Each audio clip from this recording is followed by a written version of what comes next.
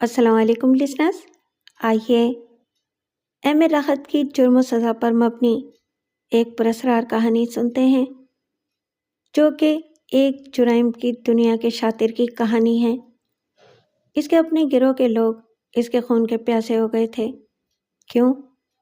جب کیوں کا راز اس پر منکشف ہوا تو اس کے 14 طبق روشن ہو گئے۔ آئیے اس دلچسپ کہانی کو سنتے ہیں۔ کہانی شروع کرنے سے پہلے آپ سے گزارش ہے کہ اگر آپ میرے چینل پر نئے ہیں تو پلیز میرے چینل کو سبسکرائب کریں اور لائک کریں۔ آئیے کہانی کا آغاز کرتے ہیں۔ میرا نام جلال ہے، صرف جلال، آگے پیچھے کچھ نہیں ہے۔ میرا نام جلال کس نے رکھا ہے اور کیوں رکھا ہے؟ سنا ہے کہ کچھ لوگ ٹولی کی شکل میں آئے اور خاکسار کو یتیم خانہ ابتداء الاسلام میں جمع کرا کے رسید لے گئے تھے۔ اس رسید کا انہوں نے کیا کیا اللہ جانے۔ خادم نے اس یتیم خانے میں مولوی صدمہ کے زیر سایہ ہوش سنبھالا اور گلوکاری کی مشق کرنے لگا۔ یہ گلوکاری اسٹیج فلم یا ٹی وی کے پلے بیک سنگر کے لیے نہیں تھی، بلکہ خوش الحانی سے یتیموں کو دینے سے ہوگا ثواب گانے کے لیے تھی۔ جتنا آواز میں درد ہوگا اتنا ہی لوگوں کے پیٹ میں بھیگ دینے کا درد ہوگا۔ یہ مولوی صدمہ کا فارمولہ تھا، مگر اپنا حلق کبھی ساتھ نہ دے سکا اور مولوی صاحب کے 17 ڈنڈے اللہ کے فضل سے صرف اپنی کمر پر ٹوٹے۔ یہ ان ڈنڈوں ہی کی برکت تھی کہ کمر فولادی ہو گئی اور پولیس کے ڈنڈے اس پر بے ضرر رہے، کیونکہ بچپن سے فولاد ڈھالا گیا تھا۔ ذرا اور ہوش آیا تو مولوی صدمہ پر غصہ آ گیا۔ خوب پھول پھول کر کپا ہوتے جا رہے تھے اور بچے سوکھ سوکھ کر چپاتی، ایک ہانڈی میں مرغی پکتی دوسری میں دال، تقسیم کیسے ہوتی آپ سمجھ ہی رہے ہوں گے۔ چنانچہ یتیم خانہ چھوڑ دیا اور استاد ببن علی کی شاگردگی اختیار کر لی اور انگلیوں کے فن میں کمال حاصل کیا۔ انگلیوں کے فن نے جیل پہنچایا، جہاں بھلا استادوں کی کیا کمی تھی؟ ہاں، شاگرد کم پڑ جاتے ہیں۔ چنانچہ بے شمار استادوں کے زیر سایہ فنون حاصل کرتا رہا، اور جب انسان اپنی تعلیم مکمل کر لے تو جیل خانہ وہ واحد جگہ ہے جو اچھے مستقبل کی ضمانت دیتا ہے۔ یہاں کے تربیت یافتہ کو کہیں کام کی کمی نہیں ہوتی۔ مجھے تو بہت سے استادوں سے سند ملی ہوئی تھی، اس لیے فوراً ہی میرا اپائنٹمنٹ ہو گیا اور مجھے پاشا کی پہلی مملکت میں پہنچا دیا گیا۔ پاشا؟ ہاں، کمال کی چیز تھا یہ شخص، اسمگلروں کی دنیا کا شہنشاہ۔ اس کا کام دنیا بھر میں پھیلا ہوا تھا۔ مجھے سب سے زیادہ مسرت اس بات کی تھی کہ پاشا کی نوکری میں دنیا گھومنے کو ملتی ہے۔ چنانچہ میں نے پاشا کے دل میں جگہ حاصل کی، اور یہ جگہ اپنی اسی کارکردگی کی وجہ سے مجھے ملی۔ میں نے دنیا کے کتنے ہی ممالک کی زبانیں سیکھیں اور ان میں مہارت حاصل کر لی۔ جو کام میرے سپرد کیا جاتا اس میں ناکامی کا تصور بھی باقی نہیں رہ گیا تھا۔ چنانچہ پاشا ہمیشہ اہم کام میرے سپرد کرتا تھا اور مجھ پر بے حد اعتماد کرنے لگا تھا۔ اس کاروبار میں اس کا حریفوں سے زبردست مقابلہ رہتا تھا اور پھر خوب چالیں چلی جاتی۔ ایک دوسرے کو نقصان پہنچانے کے لیے ہر طرح کے گر استعمال کیے جاتے اور میں پاشا کا سب سے معتبر جنرل تھا۔ بیرونی مشن عموماً میرے سپرد کیے جاتے تھے۔ شاید میری ہی وجہ سے پاشا نے اپنا کاروبار اسمگلنگ کا حد سے زیادہ بڑھا لیا تھا۔ اب وہ ایسے کیس بھی لینے لگا تھا جن کا اسمگلنگ سے کوئی تعلق نہ ہوتا، مگر اس میں اچھی خاصی آمدنی ہو جاتی تھی۔ اس بار بھی پاشا نے میرے لیے ایک مہم منتخب کر لی تھی اور میں نے اس پر آمادگی کا اظہار بھی کر دیا تھا۔ اس مہم کے تانے بانے بے حد الجھے ہوئے تھے اور اس کے لیے بڑی درسری مول لینی پڑی تھی۔ بہرحال اس کام کی تکمیل کے لیے میری پہلی منزل وینس تھی۔ وینس کی آبی سرزمین کا جغرافیہ مجھے اچھی طرح ذہن نشین کرا دیا گیا تھا۔ پاشا کا طریقہ کار بھی عجیب تھا۔ اپنے اہم ترین لوگوں کو وہ کبھی یہ تفصیل نہیں بتایا کرتا تھا کہ انہیں اصل میں کرنا کیا ہے۔ بس ایک سے دوسرے کو چھوٹی چھوٹی اطلاعات ملتی رہتی تھیں اور انہی اطلاعات کے ذریعے اصل کام تک رسائی حاصل ہو سکتی تھی۔ یہ پاشا کا مخصوص طریقہ کار تھا اور اس کے سلسلے میں اس نے مجھے بتایا تھا کہ اس طرح راز رازی رہتے ہیں اور وقت سے پہلے ان کے افشا ہو جانے کا خطرہ نہیں ہوتا، کیونکہ کسی ایک شخص کو صحیح بات معلوم نہیں ہوتی۔ میں پہلے ہی پاشا کی حیرت انگیز صلاحیتوں کا اعتراف کر چکا ہوں اور آپ کو بتا چکا ہوں کہ ایسی عجیب و غریب شے میں نے اس سے پہلے کبھی نہیں دیکھی تھی۔ چھوٹے سے قد کا یہ سرخ و سفید شخص تقریباً 55 یا 60 کے پیٹے میں تھا۔ اس کے بارے میں کوئی بھی یہ نہیں کہہ سکتا تھا کہ کسی وقت وہ کیا سوچ رہا ہے۔ اس کے بہت سے اہم معاملات اس کی اپنی ذات تک ہی محدود تھے اور وہ کبھی کسی کو ان میں شامل نہیں کرتا تھا۔ بہر طور میں وینس پہنچنے کے بعد اپنے لیے وہ رہائش گاہ تلاش کرنے لگا جس کی مجھے ہدایت کی گئی تھی، اور اس رہائش گاہ تک پہنچنے میں کوئی دقت نہیں ہوئی تھی۔ لیکن رہائش گاہ کے حصول کے بعد سب سے پہلے جو شناسا شکل مجھے نظر آئی وہ نیلا کی تھی۔ نیلا پاشا کے گروہ میں میرے برابر کی حیثیت ہی رکھتی تھی۔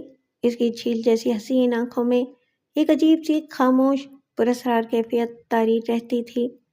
بہت ہی سنجیدگی سے اپنا کام کرنے کی عادت تھی، اور اس کے بارے میں مجھے یہی علم ہوا تھا کہ پاشا اس پر بے حد اعتماد کرتا ہے۔ نیلا کو میرے بعد پاشا کے گروہ میں شامل کیا گیا تھا، لیکن اس نے بہت جلد ہی اپنے لیے وہ بڑا مقام بنا لیا تھا جس کے نتیجے میں پاشا کے ہاں بڑی حیثیت حاصل ہو جایا کرتی تھی۔ بہر طور کئی بار میرا اور نیلا کا ساتھ بھی رہا، لیکن اس کی خاموش آنکھوں میں بس ایک عجیب سی کیفیت نظر آتی رہتی تھی۔ اس سے زیادہ کبھی مجھے اس کی قربت کا موقع نہیں ملا تھا۔ ان خاموش آنکھوں میں جو پیغام تھا اس کے بارے میں نے کبھی غور نہیں کیا۔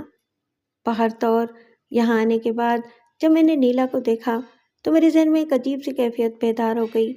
کم از کم ایک ایسی شخصیت میرے پاس موجود ہے جس کا تعلق پاشا کے گروہ سے ہے، اور ہو سکتا ہے اسی کے ذریعے مجھے اگلا پیغام بھی ملے۔ یہاں بھی میں نے نیلا کے انداز میں وہی خاموشی محسوس کی تھی۔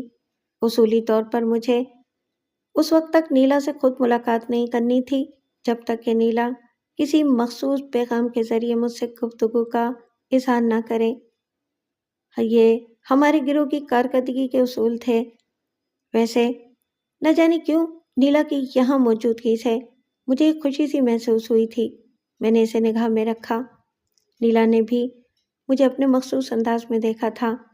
بڑی بڑی حسین آنکھوں میں وہی گہرائی۔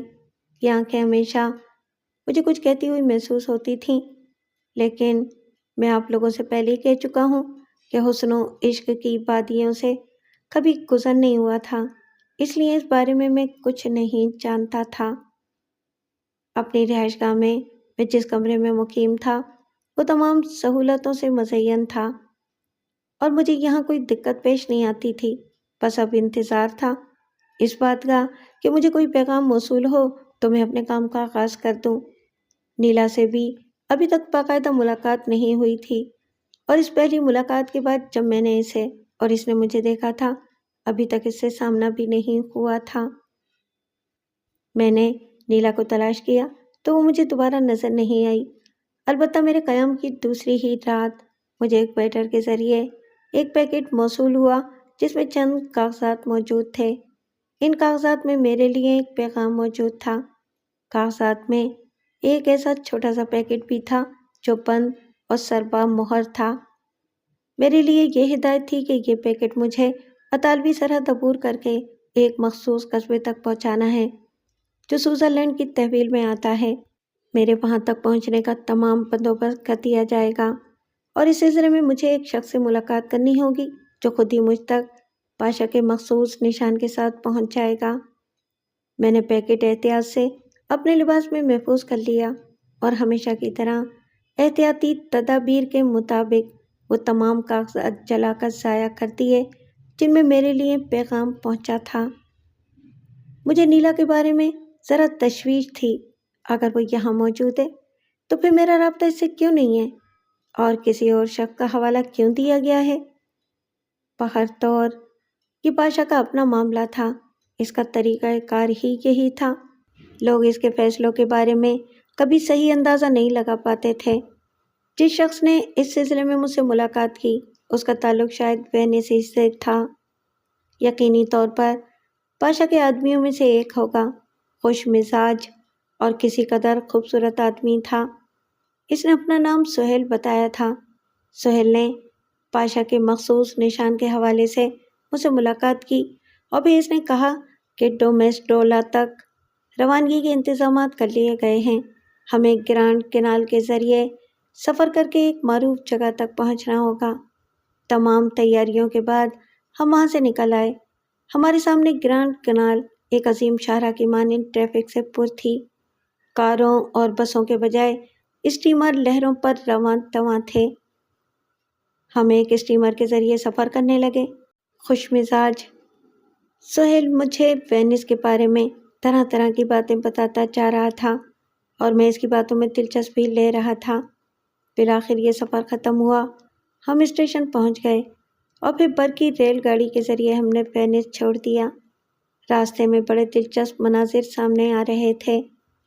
میلان سے باہر نکلنے کے بعد بلند پہاڑوں کا ایک لامتناہی سلسلہ شروع ہو جاتا تھا جس کے اطراف میں دھندی دھند بکھری ہوئی تھی۔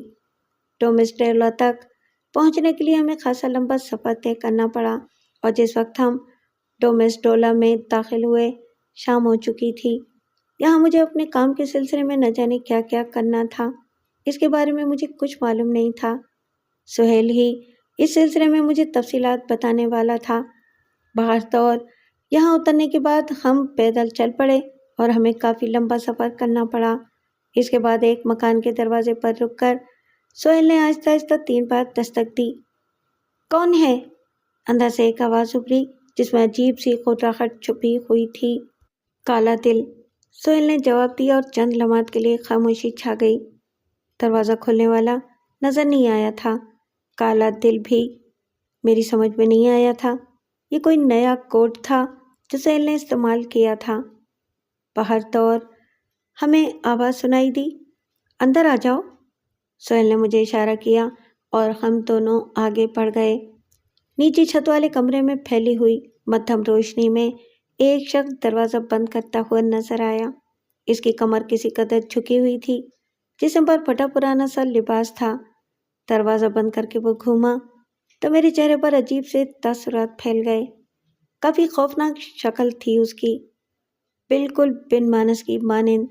اس کے بال بے تحاشا پڑے ہوئے تھے اور ان الجھے ہوئے بالوں کے نیچے اس کی آنکھیں انگاروں کی طرح دہک رہی تھیں۔ اس نے ادھر ادھر دیکھا، پھر سہیل کی طرف رخ کر کے بولا، کیا تمہاری ضرورت ہے؟ نہیں، بس میرا کام یہیں تک تھا۔ اچھا دوست، مجھے اجازت دو۔ سہیل نے اس سے پہلے مجھے یہ بات نہیں بتائی تھی کہ وہ مجھے یہاں چھوڑ کر چلا جائے گا۔ اب اچانک ہی اس نے اس شخص کے کہنے پر یہ انکشاف کیا تھا۔ بہرطور وہ باہر نکل گیا۔ تب اس شخص نے میری طرف دیکھ کر کہا، بیٹھ جاؤ۔ میں مشینی انداز میں ایک چھوٹی سی تپائی پر بیٹھ گیا تھا۔ خونخوار آدمی خاموشی سے مجھے گھورتا رہا اور پھر بولا، کیا لائے ہو؟ مجھے یہ بات معلوم تھی کہ وہ سربا مہر پیکٹ مجھے اس شخص کے حوالے کرنا ہے، چنانچہ میں نے جیب سے پیکٹ نکالا اور اسے اس شخص کے سپرد کر دیا۔ اس نے پیکٹ میرے ہاتھ سے لے لیا اور چند لمحات میری صورت دیکھتا رہا اور پھر بولا، بہتر ہوگا کہ تم یہیں آرام کرو، میں ذرا دوسرے کمرے میں جا کر اس کا جائزہ لے لوں۔ ٹھیک ہے۔ میں نے تعاون کرنے والے انداز میں گردن ہلائی اور وہ شخص پیکٹ میرے ہاتھ سے لے کر اندر چلا گیا۔ میں اس کا انتظار کرتا رہا۔ عجیب بیہودہ سا آدمی تھا، پتہ نہیں اس کے بعد مجھے مزید اس سلسلے میں کیا کرنا ہے۔ پاشا کی بعض اوقات کی ہدایات ذہن کو گراں گزرتی تھیں۔ اب بھلا مجھے سے پائے کا آدمی جس پر پاشا اپنے کاموں کے سلسلے میں نہایت بھروسہ کرتا تھا، اس جیسے نامعقول آدمی کا انتظار کر رہا تھا اور اس بات کا منتظر تھا کہ وہ مجھے مزید ہدایات دے۔ مگر کیا کیا جاتا؟ پاشا اپنی فیلڈ کا شیطان تھا اور اس کی منصوبہ بندیاں بے حد مشہور تھیں۔ تقریباً 20 منٹ کے بعد وہ شخص واپس آ گیا۔ پیکٹ اب اس کے پاس موجود نہیں تھا۔ اس نے چند لمحات میری طرف غور سے دیکھا اور پھر بولا، کچھ کھانا پینا پسند کرو گے؟ نہیں، اس وقت کچھ بھی نہیں۔ تب تمہیں میرے ساتھ کچھ دور سفر کرنا ہوگا۔ کوئی خاص بات ہے؟ یہ سوال نہیں کیا جاتا۔ پاشا کے لوگوں کو اس کی اجازت کہاں ہوتی ہے؟ ٹھیک ہے، میں تیار ہوں، میں نے جواب دیا اور اس نے گردن ہلا کر مجھے آنے کا اشارہ کیا۔ باہر نکل کر اس نے ایک سمت اختیار کی تو میں آہستہ سے بولا، کیا پیدل ہی چلو گے؟ ہاں، زیادہ دور کا سفر نہیں ہے، اس نے جواب دیا اور میں خاموشی سے اس کے ساتھ چل پڑا۔ فضا میں کافی خنکی چھائی ہوئی تھی، موسم بھی دھندلایا سا تھا۔ بہر طور میں اس کے ساتھ پراطمینان انداز میں چلتا رہا اور وہ مجھے لیے ہوئے کئی پرپیچ راستے طے کر کے بالآخر ایک ایسی جگہ پہنچ گیا جسے دلدلی علاقہ کہا جا سکتا تھا۔ زمین کچھ اس انداز میں نرم تھی کہ سمجھ میں کچھ نہیں آتا تھا کہ یہ نرمی کس طرح کی ہے۔ اطراف میں چھوٹے موٹے کچرے کے ڈھیر نظر آ رہے تھے۔ اس عجیب و غریب جگہ پہنچ کر وہ رک گیا اور پھر اس نے آہستہ سے میری طرف دیکھا۔ میں نے تم سے کچھ کہا تھا۔ کیا؟ میں نے چونک کر پوچھا۔ یہی کہ کچھ کھانے پینے کا پروگرام تو نہیں ہے تمہارا اس وقت؟ اس سوال کا کیا مطلب ہے؟ مطلب؟ اس نے آگے بڑھ کر میرا ہاتھ پکڑ لیا اور میں تعجب سے اسے دیکھنے لگا۔ تم کیا کہنا چاہتے ہو؟ دفتن کسی خیال کے تحت میں نے سوال کیا اور اس نے اچانک ہی پلٹ کر اپنا ہاتھ گھما دیا۔ یہ سب کچھ اتنا غیر متوقع تھا کہ میں حیران رہ گیا۔ اس کا ہاتھ میری کن پٹی پر پڑا تھا اور کافی زوردار ہاتھ تھا۔ شاید اسے یہ توقع ہو کہ میں اس ہاتھ سے چکرا جاؤں گا، لیکن اس نے میرے بارے میں صحیح طور پر اندازہ نہیں لگایا تھا۔ میں بے پھرسا گیا۔ یہ کیا بدتمیزی ہے؟ میں نے غصیلے لہجے میں سوال کیا اور اس بار اس نے بھرپور ٹکر میرے سینے پر ماری تھی۔ چوٹ اچھی خاصی زوردار تھی۔ پتہ نہیں یہ شخص پاگل ہو گیا تھا یا یہ سب کچھ کیا تھا؟ میں سنبھل گیا۔ اس نے دوبارہ مجھ پر حملہ کرنے کی کوشش کی تو میں نے اپنے جوتے کی ٹھوکر اس کی ایک پنڈلی پر، پھر دوسری پنڈلی پر اور بالآخر کمر پر ماری۔ وہ کسی بھینسے کی طرح ڈکراتا ہوا چاروں شانے چت زمین پر گر پڑا تھا۔ شاید اسے مجھ سے اتنی شدید اور فولادی عمل کی توقع نہیں تھی۔ زمین پر گرنے کے بعد وہ چند لمحے یوں ہی ساکت پڑا رہا اور اس کے بعد اس نے اٹھنے کی کوشش کی، لیکن جو حرکت اس نے کی تھی اس سے مجھے یہ اندازہ ہو گیا تھا کہ وہ میرے خلاف بھرپور جنگ کرنا چاہتا ہے۔ چنانچہ میں نے اسے اٹھنے کا موقع نہیں دیا اور لپک کر اس کے سینے پر سوار ہو گیا۔ میں اس مردود کو اس کی اس حرکت کا مزہ چکھانا چاہتا تھا۔ میں نے اس کے منہ پر پیتر پہ کئی زبردست گھوسے رسید کیے اور اس کی گردن اپنے بازوؤں میں جکڑ لی۔ میں نے پوری قوت سے اسے اپنی شانوں پر لادا اور ایک زوردار جھٹکا دے کر نیچے زمین پر چھوڑ دیا۔ وہ چاروں شانے چت گرا تھا۔ یہ داؤ زبردست ہوتا تھا اور اسے عموماً گردن کی ہڈی ٹوٹ جاتی تھی۔ میں اس پر یہ داؤ آزمانا نہیں چاہتا تھا، لیکن کچھ اس طرح کی جھلاہٹ مجھ پر بھی سوار ہو گئی تھی کہ ایک لمحے کے لیے سوچنے سمجھنے کی قوتیں کھو بیٹھا تھا۔ وہ زمین پر اس طرح گرا کہ اس کے بدن میں چنبش تک نہ ہوئی اور میں نے وحشت زدہ نگاہوں سے جھک کر اسے دیکھا اور میرا اندازہ غلط نہیں تھا۔ اس کی آنکھیں پھٹی ہوئی تھیں، منہ کھلا ہوا تھا اور گردن ڈھلک چکی تھی۔ دفعتاً مجھے احساس ہوا کہ میرا شکار مر چکا ہے۔ یہ احساس ہوتے ہی مجھے پھریری سی آ گئی اور میں اس پر سے اتر گیا۔ میں نے اپنے آپ کو سنبھالنے کی کوشش کی کہ شاید میرے اس داؤ سے وہ صرف بے ہوش ہو۔ دفعتاً مجھے احساس ہوا کہ میرا شکار مر چکا ہے۔ یہ احساس ہوتے ہی مجھے پھریری سی آ گئی اور میں اس پر سے اتر گیا۔ میں نے اپنے آپ کو سنبھالنے کی کوشش کی کہ شاید میرے داؤ سے وہ صرف بے ہوش ہو، مگر جب میں نے اس کی دھڑکنیں سننے کی کوشش کی تو مجھے مکمل طور پر ناکامی ہوئی اور یہ یقین کر لینا پڑا کہ گردن ٹوٹ جانے کے باعث وہ مر چکا ہے۔ اس پر حملہ کرتے وقت میری نیت بالکل یہ نہیں تھی کہ میں اسے ٹھکانے لگا دیتا، مگر وہ کمبخت میری ایک ضرب بھی نہیں سہ سکا تھا۔ اب کیا کروں؟ پاشا نے مجھے کسی اور ہی مقصد کے تحت بھیجا تھا، لیکن یہ جو کچھ بھی ہوا تھا میری سمجھ سے بالکل باہر تھا۔ اس نے مجھ سے کہیں اور چلنے کے لیے کہا تھا، اور اس کے بعد یہاں لا کر اس نے مجھ پر حملے شروع کر دیے تھے۔ آخر اس کی وجہ کیا تھی؟ کیا اسے میری جانب سے کوئی شبہ ہو گیا تھا؟ کیا اسے یہ یقین نہیں تھا کہ میں وہ آدمی ہوں جسے پاشا نے بھیجا ہے؟ مگر یہ ذمہ داری تو سہیل کی تھی۔ سہیل کو اسے یہ یقین دلانا چاہیے تھا کہ میں در حقیقت پاشا کا صحیح فرض دادا ہوں۔ یہ سب کچھ ناقابل یقین تھا۔ اب مجھے کیا کرنا چاہیے؟ دفعتاً مجھے اس پیکٹ کا خیال آیا جو میں نے اسے دیا تھا اور جو پاشا کی طرف سے مجھے موصول ہوا تھا۔ اگر یہ پیکٹ اسی کے پاس پڑا ہوا ہے تو پھر یہ مجھے واپس حاصل کر لینا چاہیے۔ کم سے کم سہیل کو یہ اطلاع تو دے دی جائے کہ اس دیوانے نے مجھ پر ہی حملے کرنے شروع کر دیے تھے اور غلط فہمی کی بنیاد پر میرے ہاتھوں مارا گیا۔ یہاں سے جانے سے پہلے میں نے اس کے لباس کی تلاشی لی، لیکن وہ سر بمہر پیکٹ اس کے لباس میں نہیں تھا۔ چنانچہ میں واپس اس طرف پلٹ پڑا جہاں پہلے میری اس سے ملاقات ہوئی تھی۔ پیکٹ یقیناً اسی رہائش گاہ میں ہونا چاہیے تھا جہاں مجھے لے جایا گیا تھا۔ رہائش گاہ تک پہنچتے ہوئے مجھے کوئی دقت پیش نہ آئی اور میں نے اندر داخل ہونے کے بعد اس کے ایک ایک گوشے کا جائزہ لیا، مگر نہ جانے اس پیکٹ کو زمین نکل گئی تھی یا وہ آسمان میں پرواز کر گیا تھا۔ وہ وہاں موجود نہیں تھا۔ میں سخت پریشان ہو گیا۔ اب مجھے کیا کرنا چاہیے؟ سوائے اس کے اور کچھ نہیں کیا جا سکتا تھا کہ واپس یہاں سے چلا جاؤں اور کسی اور جگہ قیام کروں۔ اس کی لاش کسی نہ کسی طرح دستیاب ہو جائے گی اور پھر کہیں یہ نہ ہو کہ لوگ ہم تک پہنچ جائیں۔ یہ خطرناک ہوتا۔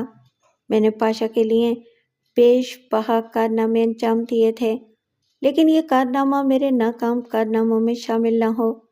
ابھی اسی سوچ بچار میں تھا کہ باہر گاڑی کے رکنے کی آواز سنائی دی اور میں چونک پڑا۔ میں نے اپنے آپ کو پوشیدہ کرنے کے لیے کوئی مناسب جگہ تلاش کی اور اس کے بعد آنے والوں کا انتظار کرنے لگا۔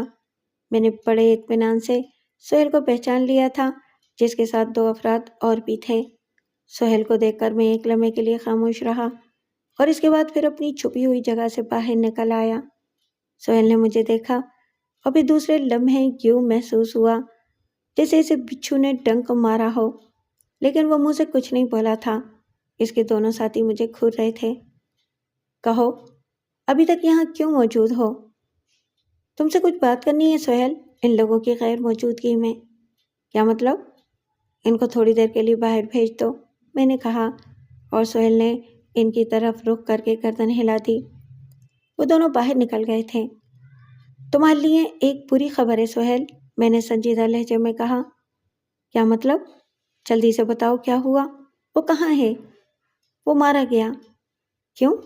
سہیل نے متحیرانہ انداز میں کہا۔ اس نے مجھے قتل کرنے کی کوشش کی تھی۔ میں تم سے یہ پوچھنا چاہتا ہوں سہیل کہ تم مجھے اس کے پاس کیوں لائے تھے اور پیکٹ دینے کے بعد مجھے کیا کرنا تھا؟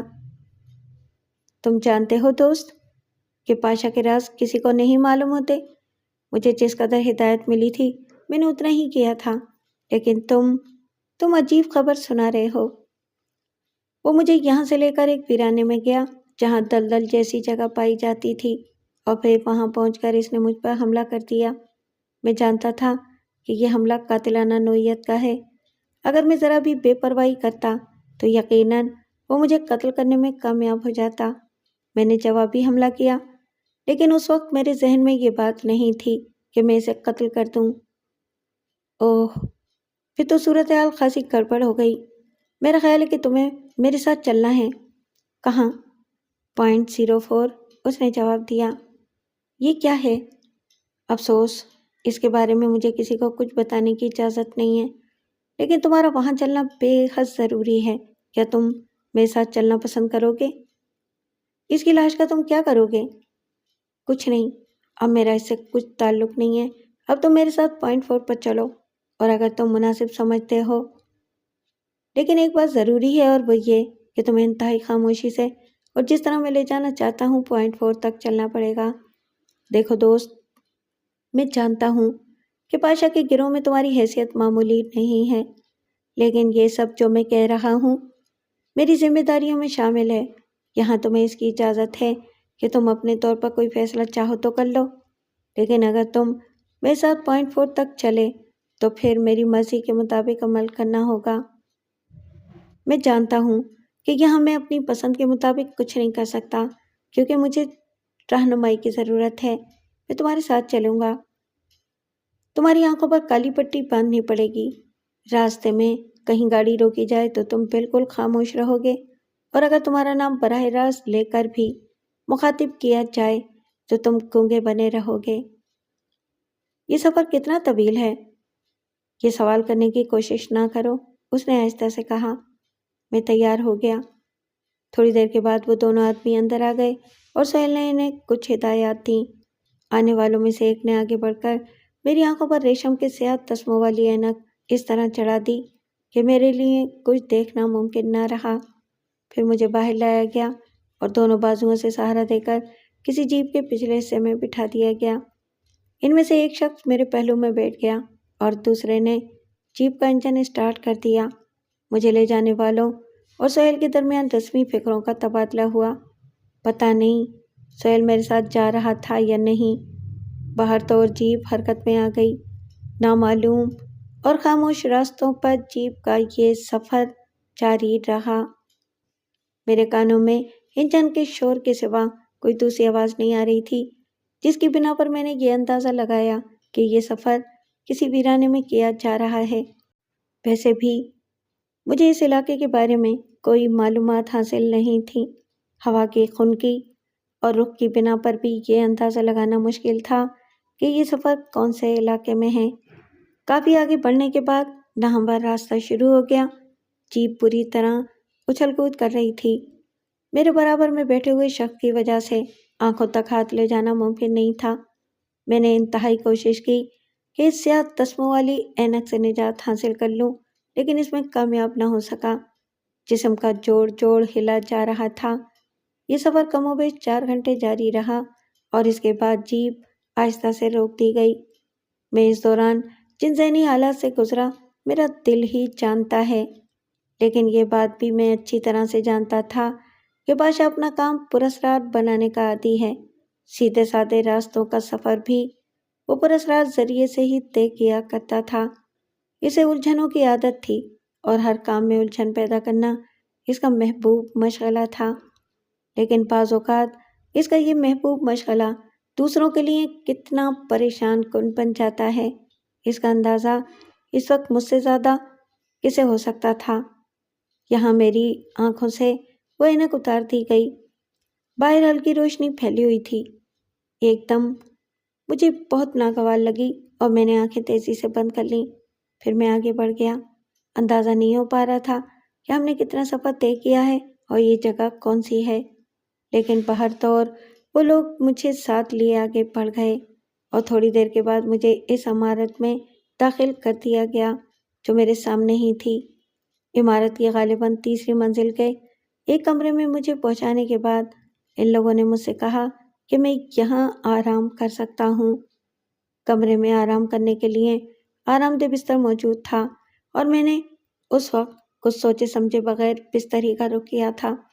بستر پر لیٹنے کے بعد میں نے ادھر ادھر دیکھا اور گہری گہری سانسیں لینے لگا، لیکن ابھی غالباً میری گلو خلاصی ممکن نہیں تھی۔ زیادہ دیر نہیں گزری تھی کہ دروازہ کھلا اور کوئی اندر داخل ہو گیا۔ تیز روشنی میں نے سرخ چہرے اور نیلی آنکھوں والی اس لڑکی کو دیکھا جو دیکھنے کے قابل تھی۔ اس کے بال ترشے ہوئے تھے، جسم پر انتہائی چست اسکرٹ موجود تھا اور اس کا بدن کچھ عجیب و غریب انداز میں نمایاں تھا۔ میرے قریب آ کر وہ بے تکلفی سے ایک کرسی گھسیٹ کر بیٹھ گئی۔ میرا نام ڈینش ہے۔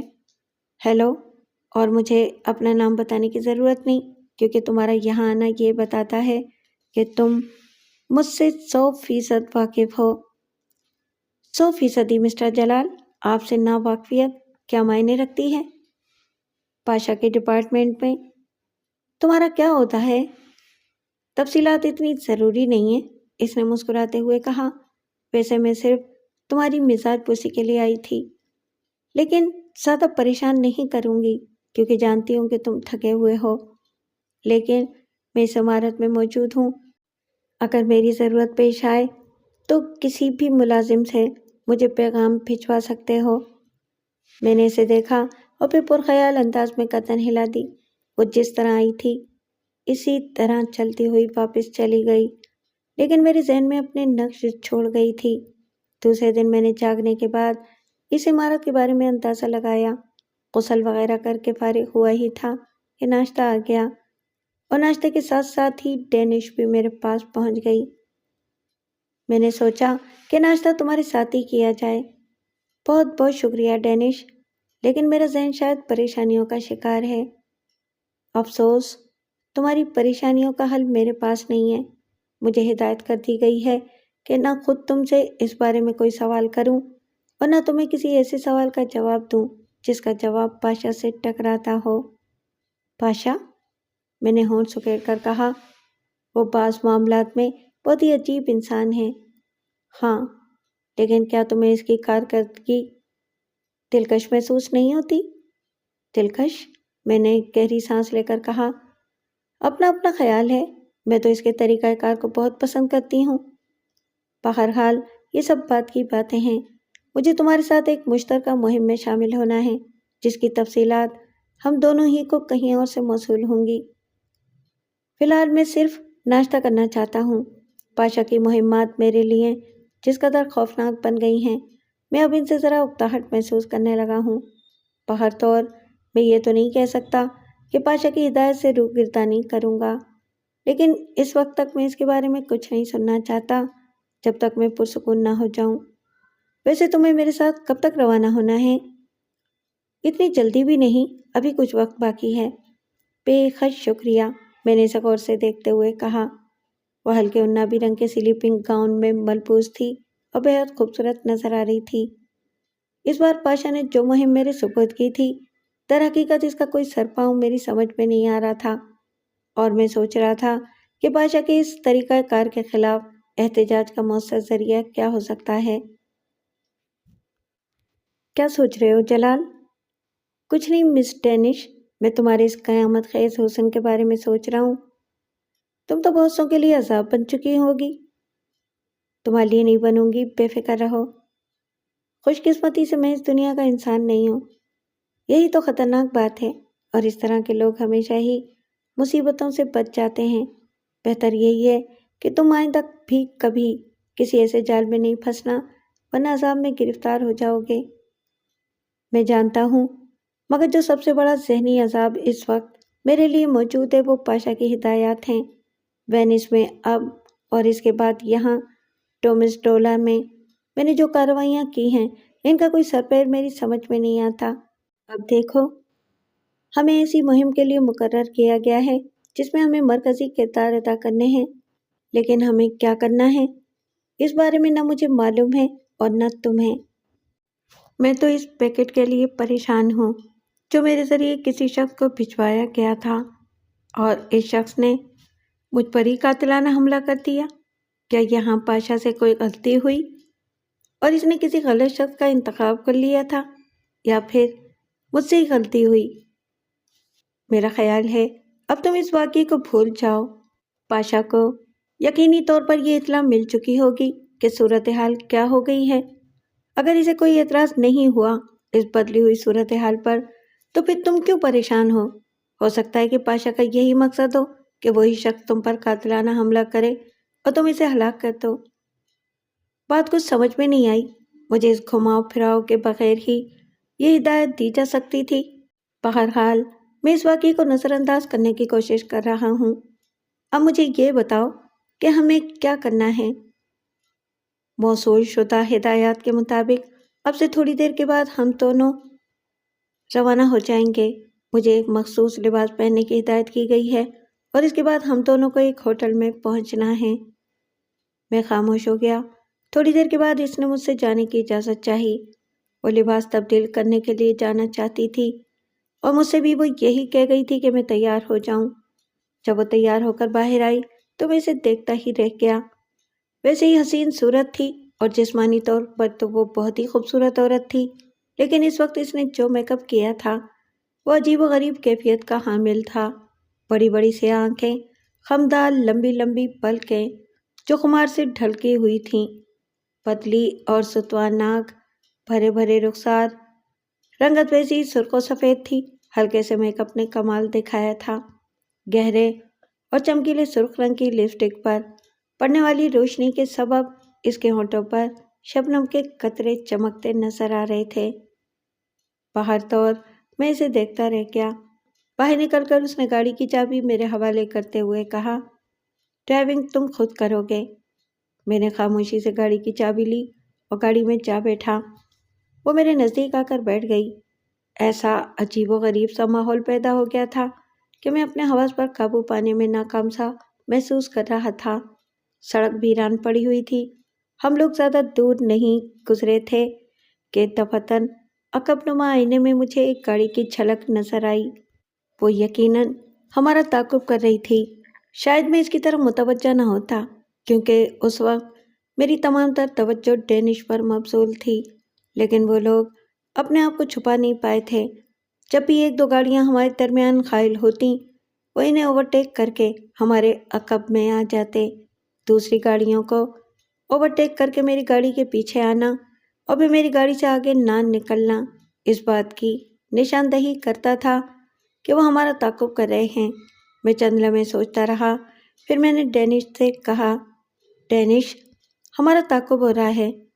डेनिश ने बेख्तियार पीछे पलट कर देखा तो मैंने उससे कहा, ये क्या बेवकूफ़ी है। वो एकदम संभल गई थी। फिर मैंने डेनिश से पूछा कि अब हमें क्या करना चाहिए।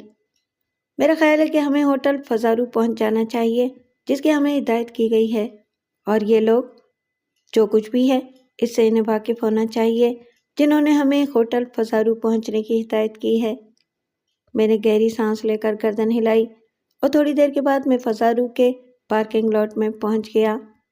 जब मैं अहाते में गाड़ी पार्क कर रहा था तो मैंने इस कार को देखा जो रेंगने के से अंदाज में होटल के सदर दरवाजे के सामने से सड़क पर आगे बढ़ गई थी। मुझे कार में बैठे हुए लोगों के बारे में कोई अंदाज़ा नहीं हो सका। बाहर तो और मैं डेनिश के साथ होटल में दाखिल हो गया। डेनिश इस वक्त वाकई देखने की चीज़ बनी हुई थी, इसलिए बहुत से लोगों की नज़रों में मरकज़ बन गई थी। हम दोनों अभी होटल के हाल में दाखिल भी नहीं हुए थे कि एक दुबले पतले से आदमी का बुड़बुड़ाने के से अंदाज में हमसे कुछ कहता हुआ आगे बढ़ा। मैंने तो इसके अल्फाज नहीं सुने थे, लेकिन डेनिश ने सुन लिए। वो ठिठक कर रुक गई। जलाल, तुम्हें होटल के बगली हिस्से में पार्क में जाना है। क्या मतलब? मैं अंदर बैठी तुम्हारा इंतज़ार कर रही हूँ। अभी तुमने इस शख्स की बुड़बुड़ाहट नहीं सुनी? नहीं तो इसका एहसास भी नहीं किया जो हमारे करीब से गुजरकर अंदर दाखिल हो गया? नहीं, वो यही कहता हुआ गुजरा है कि मिस्टर जलाल होटल के बगली लान में पहुंच जाएं। वहाँ इनका इंतज़ार किया जा रहा है। तुमने सुना था? बहुत अच्छी तरह, और इस शख्स को भी कम से कम सूरत की हद तक जानती हूँ। एक दो बार हमें इसके ज़रिए पैगामात मिल चुके हैं। ओह, तब तुम अंदर जाओ, मैं आ रहा हूँ, मैंने कहा और फिर मैं होटल के बगली लान की तरफ चल पड़ा। बगली लान इस वक्त बिल्कुल खाली था। सिर्फ एक आदमी एक दरख्त की आड़ में खड़ा था। मैंने इसकी तरफ देखा तो इसने मुस्कुराते हुए गर्दन खम की और मुझे करीब आने का इशारा किया, चूँकि और कोई यहाँ मौजूद नहीं था। और फिर इस शख्स ने शनासाओं के से अंदाज में मुझे बुलाया था। चुनाचे मैं फुर्ती से उसके करीब पहुँच गया। मिस्टर जलाल, इसने सवालिया अंदाज में मुझे देखा और दफाता नहीं उसका हाथ बाहर आ गया। मैंने इसके हाथ में रिवॉल्वर साफ देख लिया था। एक लम्हे के लिए मैं हैरान रह गया, लेकिन मुझे मौका मिल गया। रिवॉल्वर सामने आते ही मैंने पूरी कुव्वत से उसके हाथ पर अपनी एक टांग मारी और इसे मौका दिए बगैर अपने बाजुओं में दबोच लिया। मैंने अकब से इसके इशारे पर सर की जोरदार टक्कर रसीद की थी। इस शख्स को शायद इस कदर फौरी रद्द अमल की तवक्को नहीं थी, लिहाजा वो कराता हुआ औंधा गिर गया और मैंने इसे ज़मीन से उठने का मौका नहीं दिया। मैंने इसके सीने पर चढ़कर इसके हाथों में दबा हुआ रिवॉल्वर छीन लिया और इसके बाद इसकी गर्दन पर एक जोरदार मुक्का रसीद कर दिया, जिसकी वजह से उसका सर चकरा गया। उसने दोनों हाथ ज़मीन से टिकाकर मुझे अपनी पुश्त पर से फेंकने की कोशिश की, लेकिन कामयाब नहीं हो सका। तब मैंने इसे सीधा कर दिया और फिर पूरी कुव्वत सर्व करके उसके चबड़े पर जोरदार घूंसे बरसाए। वो भी लड़ाई भिड़ाई का माहिर मालूम होता था। इसने अपनी दोनों टांगें पीछे से उठाकर मेरी गर्दन पर पिंडलियों की कैंची लगा दी اور میں اپنے ہی زور میں گھاس پر جا گرا۔ گردن کی ہڈی پر پڑنے والا زور اتنا شدید تھا کہ ریوالور میرے ہاتھ سے بھی نکل گیا۔ اس نے میری گردن اپنی ٹانگوں میں جکڑے ہوئے میری پسلیوں پر ایک شدید ضرب لگائی اور مجھے چھوڑ دیا۔ میں اس کی گرفت سے نکلتے ہی زمین سے اٹھا تو ایک بار پھر ریوالور کی نال میرے سینے کی جانب اٹھی ہوئی تھی اور وہ آستین سے اپنا دہانہ صاف کر رہا تھا۔ کتے کے بچے، میں تجھ سے اس بدتمیزی کا بدلہ ضرور لوں گا، اس نے غصے سے کانپتی ہوئی آواز میں کہا۔ ریوالور کے زور پر؟ میں نے نفرت بھرے لہجے میں کہا۔ بکواس مت کرو، چلو پارکنگ لاٹ کی طرف۔ یاد رکھنا، اگر بھاگنے کی کوشش کی تو پورے بدن میں سوراخ ہی سوراخ ہو جائیں گے۔ میں نے اندازہ لگا لیا تھا کہ اب اس کا حکم ماننے کے سوا کوئی چارہ نہیں ہے، چنانچہ میں آگے بڑھ گیا اور تھوڑی دیر کے بعد لان کے قریب پہنچ گیا جہاں پارکنگ لاٹ تھی۔ اس نے اپنی جیب سے ایک چابی نکال کر میری طرف بڑھائی اور بولا، وہ نیلے رنگ کی ڈاج گاڑی جو کھڑی ہے، اس کا دروازہ کھولو اور ڈرائیونگ سیٹ سنبھال لو، لیکن تم میری فکر مت کرو، میری جان، میں تمہارے ساتھ ہوں۔ اور وہ لڑکی، ہر قسم کی لڑکی پر اس وقت لعنت بھیج دو، موت جب سامنے نظر آئے تو لڑکیوں کی پرواہ نہیں کی جاتی، اس نے کہا۔ میں محسوس کر رہا تھا کہ وہ بہت چوکنا آدمی ہے اور میری کوئی بھی حرکت اس بار میرے لیے نقصان دہ ہو سکتی ہے۔ پھر میں نے اس کی ہدایت پر عمل کیے بغیر اور کوئی چارہ کار نہ پایا۔ میں ڈرائیونگ سیٹ پر جا بیٹھا اور گاڑی اسٹارٹ کر کے بڑھا دی۔ وہ میرے پاس ہی بیٹھ گیا تھا۔ تھوڑی دیر کے بعد ہم لوگ فضارو سے کافی دور نکل گئے۔ میں اس کے اشارے پر سفر کر رہا تھا اور ڈاج ان طویل اور ویران شاہراہوں پر چل رہی تھی جس کے دونوں طرف بے آب و گیا میدان اور بھوری پہاڑیاں پھیلی ہوئی تھیں۔ میں چند لمحات سوچتا رہا، اپنے اس طرح پھنس جانے کی مجھے توقع نہیں تھی۔ نہ جانے ڈینش میرے بارے میں کیا سوچ رہی ہوگی۔ میں نے چور نگاہوں سے اپنے نزدیک بیٹھے ہوئے شخص کو دیکھا اور یہ اندازہ لگانے کی کوشش کرنے لگا کہ اگر اس بار پھر میں اس پر وار کروں تو اس کا طریقہ کار کیا ہو سکتا ہے۔ تھوڑی دور نکلنے کے بعد جب میں نے چاروں طرف سنسان اور غیر آباد علاقے دیکھے تو آہستہ سے اس سے کہا، ہمیں کہاں جانا ہے؟ جہنم میں، وہ جلے بھنے لہجے میں بولا۔ لیکن جہنم کا راستہ تو اس طرف سے نہیں گزرتا۔ سادہ بکواس کی تو اس کا نتیجہ بھگتو گے، اس نے کہا اور میں نے گردن ہلا دی۔ دفتن میں نے گاڑی کے بریک پر پورا دباؤ ڈالا اور اس کے ساتھ ہی میں نے گیئر نیوٹرل کر دیا تھا۔ اس دباؤ سے وہ ایک دم آگے کی جانب جھکا اور اس کا سر ڈیش بورڈ سے ٹکرا گیا۔ میں نے فوراً ہی گاڑی کا رخ تبدیل کر کے اس کو کچے راستے میں اتار دیا۔ وہ بری طرح لڑکھڑا گیا تھا۔ ریوالور اس کے ہاتھ میں موجود تھا، چنانچہ کوئی بھی حرکت ہو سکتی تھی، اس لیے ضروری تھا کہ مجھے کچھ عمل کرنا چاہیے۔ چنانچہ ایک بار پھر میں نے بریکوں پر پورا دباؤ ڈالا۔ گاڑی جو سڑک سے اترنے میں ویسے ہی الٹ پلٹ ہو گئی تھی، اس زوردار طریقے سے رکی کہ اس بار وہ شخص باقاعدہ اپنی سیٹ سے اٹھ کر سامنے والے شیشے سے ٹکرایا تھا۔ میں نے اس کا سر شیشے میں گھسیٹ دیا اور اس کی گردن پر زور آزمائی کرنے لگا۔ پھر میں نے نیچے ہاتھ ڈال کر اس کے ہاتھ سے ریوالور چھین لیا۔ اب اس پر زور آزمائی کرنے کی ضرورت نہیں تھی۔ میں نے گاڑی کا سوئچ آف کر دیا اور دروازہ کھول کر پھرتی سے باہر کود گیا۔ اب میرے ہاتھ میں پستول دوبارہ آ چکا تھا، چنانچہ میں نے سرد لہجے میں اس سے نیچے اترنے کے لیے کہا۔ وہ دہشت کے عالم میں فوراً ہی باہر نکل آیا تھا۔ ہاں تو میری جان، وقت پھر آ گیا ہے کہ تم مجھے میرے سوالات کے جواب دو۔ اندازہ لگا چکے ہو کہ اطراف میں کوئی نہیں ہے، چنانچہ تمہاری کوئی بھی حرکت تمہارے لیے نقصان دہ ہو سکتی ہے۔ بہتر یہ ہے کہ اپنے بارے میں تفصیلات بتا دو۔ وہ سہمی ہوئی نگاہوں سے ادھر ادھر دیکھنے لگا۔ پھر دفعتاً اس نے اپنے لباس کی جانب ہاتھ بڑھائے، لیکن میں نے پستول کی نال اس کی پیشانی پر رکھ دی۔ خبردار، خبردار، تم جانتے ہو کہ میرے لیے تمہاری موت کوئی حیثیت نہیں رکھتی۔ ٹھہرو، ہاتھ اوپر اٹھاؤ۔ اس نے بے چارگی کے انداز میں اپنے دونوں ہاتھ بلند کر دیے تھے۔ میں نے اس کے جسم کے اس حصے کو ٹٹولا جدھر اس نے ہاتھ بڑھائے تھے اور وہاں سے مجھے ایک لمبا چاقو حاصل ہو گیا۔ ویسے یہ اس کی اضطراری کیفیت ہی تھی، کیونکہ پستول کے سامنے چاقو بھلا کیا حیثیت رکھتا تھا۔ میں نے چاقو نکال لیا اور پھر کسی خیال کے تحت میں نے پستول جیب میں رکھ کر چاقو کھول لیا۔ یہ اندازہ ہو چکا تھا کہ اب اس کے پاس کوئی آتشی ہتھیار نہیں ہے۔ اب اگل دو دوست، ورنہ کیا فائدہ کہ میں پہلے تمہاری ناک کاٹ دوں، اس کے بعد تمہارے دونوں ہونٹ، پھر تمہارے دونوں کان تمہارے چہرے سے جدا کر دوں اور اس کے بعد یہ چاقو تمہارے حلق میں پیوست کر دوں۔ نہیں، مجھے قتل کر کے تمہیں کیا حاصل ہوگا؟ اسی لیے میں تمہیں قتل نہیں کرنا چاہتا، مگر یہ بتانا ضروری ہے کہ تم مجھے کہاں لے جا رہے ہو۔ لیول کراس، اس نے جواب دیا۔ کیوں؟ وہاں کچھ لوگ تمہارے استقبال کے لیے موجود ہیں، اس نے جواب دیا۔ کس طرح کا استقبال؟ وہ تمہیں قتل کر دیں گے۔ ان کے سپرد یہی ذمہ داریاں کی گئی ہیں۔ مگر کیوں؟ کون ہے جو میرے قتل کا خواہش مند ہے؟ یہ میں نہیں جانتا، اس نے جواب دیا۔ بکواس مت کرو، تمہیں جواب دینا ہے۔ میں نہیں بتاؤں گا، تم مجھے قتل کر دو، میں نہیں بتاؤں گا۔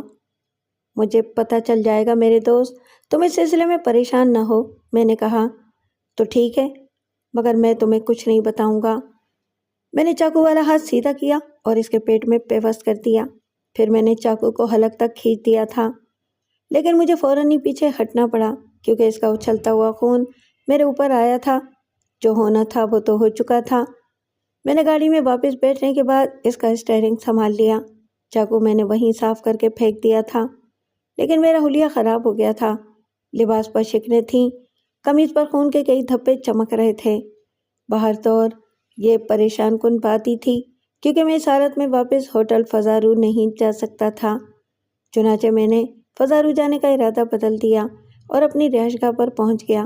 یہاں داخل ہونے کے لیے میں نے خون کو چھپانے کی زبردست کوشش کی تھی اور جہاں تک ممکن ہو سکا دوسروں کی نگاہوں سے بچتا بچاتا لفٹ تک پہنچا تھا۔ یہ بھی خوش قسمتی تھی کہ اس وقت لفٹ میں کوئی اور موجود نہیں تھا۔ چنانچہ لفٹ نے مجھے میری منزل تک چھوڑ دیا اور میں تیزی سے راہداری کو عبور کرتا ہوا اپنے کمرے کے دروازے پر آ رکا۔ میں نے دروازہ کھولا اور اندر داخل ہو گیا، لیکن سوئچ آن کرتے ہوئے دفعتنی مجھے احساس ہوا کہ کمرے میں میرے علاوہ بھی کوئی اور موجود ہے۔ اس سے پہلے کہ میں پستول نکالنے کی کوشش کرتا، کسی ریوالور کی ٹھنڈی نال میری گردن سے آ چپکی تھی اور دوسرے ہی لمحے میرے ہولسٹر سے ریوالور نکال لیا گیا تھا۔ میرے ہاتھ سوئچ تو دبا ہی چکے تھے، چنانچہ اس کے ساتھ ہی تیز روشنی میں نے اپنے سامنے کھڑے ہوئے شخص کو دیکھا۔ وہ کافی قداور آدمی تھا اور اس کے ہاتھ میں 7.3 کا ریوالور دبا ہوا تھا۔ اس کا بدن چوڑا اور کثرتی معلوم ہوتا تھا۔ سر پر چھوٹے چھوٹے بال، پیشانی کے درمیان تلوار کا نشان بنا ہوا تھا۔ اس کی آنکھیں چھوٹی مگر چمکیلی تھیں اور وہ ان چمکیلی آنکھوں سے میرا جائزہ لے رہا تھا۔ پھر اس نے آگے بڑھ کر میرے کوٹ پر ہاتھ پھیرا، غالباً کسی دوسرے ریوالور کی موجودگی کا اندازہ کرنا چاہتا تھا۔ جب اسے یہ یقین ہو گیا کہ میرے پاس اور کوئی ہتھیار نہیں ہے تو اس نے انگلی چبو کر مجھے پیچھے ہٹنے کا اشارہ کیا اور آہستہ سے بولا، دیکھو یہ ریوالور جو ہے نا، اس کے اوپر نفیس قسم کا سائلنسر لگا ہوا ہے اور گولی چلنے کی آواز اتنی ہلکی ہوگی کہ شاید میرے اور تمہارے علاوہ اور کوئی نہ سن سکے۔ میں اطمینان سے تمہیں قتل کر کے تمہاری لاش کھڑکی کے نیچے پھینک دوں گا اور کوئی نہیں جان سکے گا کہ تم بھی یہاں آئے تھے کبھی۔ تم کون ہو اور کیا چاہتے ہو؟ میں کون ہوں اس سے تمہیں کوئی دلچسپی نہیں ہونی چاہیے۔ جہاں تک میرا چاہت کا سوال ہے تو میرے پیارے دوست، تمہیں واپس نیچے اترنا ہے اور میرے ساتھ لیول کراس تک چلنا ہے۔ اس معمولی سے آدمی کو قتل کرنے کے بعد تم نے اپنے آپ کو شاید کوئی زبردست قاتل سمجھ لیا ہوگا، لیکن در حقیقت ایسا نہیں ہے۔ میں سناٹے میں رہ گیا۔ یہ پھرتی قابل تعریف تھی۔ میں ابھی تو واپس آیا تھا، لیکن میرے پہنچنے سے پہلے یہ شخص معلومات حاصل کر کے یہاں تک پہنچ گیا کہ میں اپنے دشمن کو قتل کر کے واپس فضارود جانے کی بجائے اس طرف آ گیا ہوں۔ مجھے تو یہ سب جادوئی کارنامہ معلوم ہوتا تھا، لیکن ایک بار پھر میرے اندر وہی تجسس جاگ اٹھا تھا۔ ان تمام حرکتوں کے پیچھے کون ہے؟ البتہ یہ اندازہ میں نے لگا لیا تھا کہ اگر کسی طرح میں اس شخص کو زہر کرنے میں کامیاب ہو جاؤں تو اس کے چہرے کی بناوٹ سے یہ پتہ چلتا تھا کہ وہ سخت گیر آدمی ہے، جان دے دے گا لیکن زبان نہیں کھولے گا۔ ایسے حالات میں کوئی ایسی ترکیب ہونی چاہیے تھی کہ اصلیت بھی کھل جائے اور مجھے کوئی نقصان بھی نہ پہنچ سکے۔ میں نے پرخیال انداز میں ٹھوڑی کھجاتے ہوئے کہا، لیول کراس تک جانے کی کیا ضرورت ہے؟ جو شخص مجھے لیول کراس تک لے جا رہا تھا اس نے یہ بھی کہا تھا کہ تم مجھے قتل کرنا چاہتے ہو۔ کیا قتل کرنے کے لیے یہ جگہ موزوں نہیں ہوگی؟ نہیں، ہرگز نہیں۔ چلو اب زیادہ دیر نہیں کرو، تم نے پہلے ہی کافی وقت ضائع کر دیا ہے، اس نے کہا۔ بچنے کی کوئی صورت میری سمجھ میں نہیں آتی تھی۔ ویسے مجھے ہوٹل کی سیڑھیاں طے کرنی تھیں۔ ہو سکتا ہے کہ راستے میں کوئی ایسا موقع مل جائے کہ میں اس شخص کو چکر دینے میں کامیاب ہو جاؤں۔ اس تصور کے ساتھ میں واپس پلٹ پڑا۔ وہ ریوالور جیب میں رکھ کر میرے پیچھے آ رہا تھا، لیکن دروازے سے باہر نکلنے کے بعد اس نے کہا، میرے اور تمہارے درمیان 4 فٹ کا فاصلہ رہے گا اور تم بالکل سیدھے سیدھے دونوں ہاتھ زمین کی طرف کیے باہر نکلو گے۔ میں نے جہاں بھی تمہاری پوزیشن میں رد و بدل محسوس کیا وہیں میں تمہاری پشت میں دل کے مقام کا نشانہ لے کر گولی اتار دوں گا۔ اس بات کو ذہن میں رکھنا، میں جو کہتا ہوں وہی کرتا ہوں۔ میں نے اس بات کو ذہن میں رکھ لیا کہ یہ جو کچھ کہتا ہے وہی کرتا ہے، چنانچہ اب اس کے علاوہ اور کیا چارہ کار تھا کہ میں اس کے ساتھ ہی ساتھ باہر نکل آؤں۔ چنانچہ میں آگے بڑھ گیا۔ وہ مجھے ساتھ لیے ہوئے راہداری میں نکل آیا۔ کمرے کا خودکار دروازہ ہمارے پیچھے مقفل ہو گیا تھا۔ میں اس کے ہمراہ لفٹ کے بجائے سیڑھیوں سے نیچے اترا۔ وہ لوگوں کی نگاہوں سے بچنے کی کوشش کر رہا تھا۔ پہلی منزل پر وہ دانستہ مجھ سے کافی پیچھے رہ گیا۔ وقت کافی ہو گیا تھا، زندگی کے ہنگامے عروج پر تھے اور دبے دبے کہکہوں کی آوازیں آرکیسٹرا کے ساتھ ابھر رہی تھیں۔ وہ مجھ سے تھوڑے فاصلے پر جیب میں ہاتھ ڈالے بے پرواہی سے چلا آ رہا تھا۔ میں نیچے اتر کر اس کے بتائے ہوئے راستے پر سیدھا چل پڑا۔ باہر موسم کافی سرد تھا اور ہوا کے تیز جھونکے برف کے ذرات کی مانند چہرے سے ٹکرا رہے تھے۔ فٹ پاتھ ویران پڑا تھا۔ میں نے ایک بار پھر مڑ کر دیکھا تو وہ کمبخت شیطان کی مانند میرے پیچھے پیچھے چلا آ رہا تھا، لیکن اس کے قدموں کی آواز نہیں ہو رہی تھی۔ مجھے یوں لگا جیسے وہ کسی کار میں بیٹھنے کی بجائے پیدل ہی سفر کرنا چاہتا ہے۔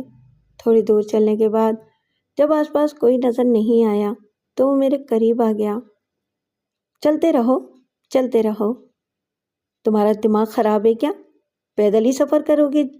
جانا کہاں ہے؟ چلتے رہو میری جان، تمہیں سوال کرنے کی اجازت نہیں ہے، اس نے کہا اور میں پریشانی سے آگے بڑھ گیا۔ میں اس کے ساتھ چند قدم آگے بڑھا تو عقب سے کار ہمارے قریب آ کر رک گئی اور ڈرائیور نے نیچے اتر کر دروازہ کھول دیا۔ میں نے ایک گہری سانس لی تھی۔ اس کا مقصد ہے کہ وہ یہ اندازہ لگانے کی کوشش کر رہا تھا کہ کوئی اور تو میرے عقب میں موجود نہیں ہے۔ چنانچہ اب واحد موقع تھا کہ اگر کچھ کیا جا سکتا ہے تو کر لیا جائے، ورنہ صورتحال خراب ہو جائے گی۔ جو ہی کار کا دروازہ کھولنے والا نیچے جھکا اور اس نے ہمارے بیٹھنے کے لیے دروازہ کھولا، میں نے پوری قوت سے اس کی گردن پکڑ کر اپنی ڈھال بنا لیا تھا۔ میرا اندازہ درست تھا۔ ٹھس کی ایک آواز ہوئی اور گولی شخص کے سینے میں اتر گئی جسے میں نے ڈھال بنایا تھا، لیکن اب دوسرا موقع ضائع کرنا موت کو آواز دینا تھا۔ میں نے پوری قوت سے زخمی شخص کو اپنے عقب میں کھڑے ہوئے شخص پر اچھال دیا۔ وہ اس غیر متوقع حرکت کو برداشت نہ کر سکا اور زخمی کے نیچے زمین پر ڈھیر ہو گیا۔ وہ سنبھلنے بھی نہیں پایا تھا کہ میری بھرپور ٹھوکر اس کی پیشانی پر پڑی، اور یہ چونکہ زندگی بچانے کا مسئلہ تھا اس لیے اپنی اس طاقتور ٹھوکر کا اندازہ مجھے خود بھی نہیں ہو سکا۔ اس ٹھوکر نے اس کی پیشانی کی ہڈی توڑ دی تھی۔ وہ پانی سے نکلی ہوئی مچھلی کی مانند زمین پر تڑپنے لگا اور میں اسے کچھ فاصلے پر کھڑے ہو کر اس کی صورت دیکھنے لگا۔ اس کے سر سے خون کی دھار نکل کر زمین پر پھیل رہی تھی اور وہ بری طرح زمین سے منہ رگڑتا ہوا ادھر ادھر ٹکریں کھا رہا تھا۔ غالباً میری جوتے کی ٹھوکر اس کے دماغ پر پہنچ گئی تھی۔ مجھے اس کا اندازہ نہیں تھا کہ یہ شخص اس طرح ہلاک ہو جائے گا۔ میں چند لمحات تو بدحواس سا رہا اور اس کے بعد مجھے احساس ہوا کہ آس پاس کوئی نظر بھی آ سکتا ہے، چنانچہ یہاں سے ہٹ جانا بہتر ہے، کہیں ایسا نہ ہو کہ میں ان دونوں آدمیوں کے قتل کے الزام میں گرفتار ہو جاؤں۔ وہی شخص جس نے کار سے اتر کر دروازہ کھولنے کی کوشش کی تھی اور میرے دشمن کی گولی کا شکار ہو گیا تھا، دم توڑ چکا تھا، اور تھوڑی دیر کے بعد میں نے اس شخص کو بھی ساکت ہوتے ہوئے دیکھا۔ ظاہر ہے اس کے بچنے کا کوئی تصور بھی نہیں کیا جا سکتا تھا۔ ایک عجیب صورتحال تھی، سمجھ میں نہیں آتا تھا کہ کیا کیا جائے۔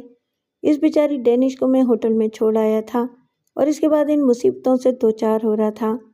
اب اس بات کا امکان تو نہیں تھا کہ ڈینش وہیں فضا روم میں مل جائے اور واپس ہوٹل میں جانا مزید خطروں کو دعوت دینا تھا۔ چنانچہ بہتر یہ تھا کہ کہیں اور وقت گزاروں۔ سوچنے سمجھنے کے لیے کچھ لمحات درکار تھے اور ان کے بغیر کوئی چارہ کار نہیں تھا۔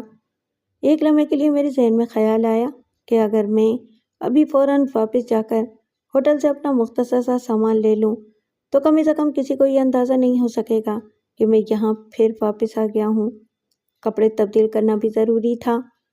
میں تمام خطرات کو نظر انداز کر کے واپس ہوٹل کی طرف دوڑا اور تھوڑی دیر کے بعد بغیر کسی حادثے سے دوچار ہوئے اپنے کمرے میں داخل ہو گیا۔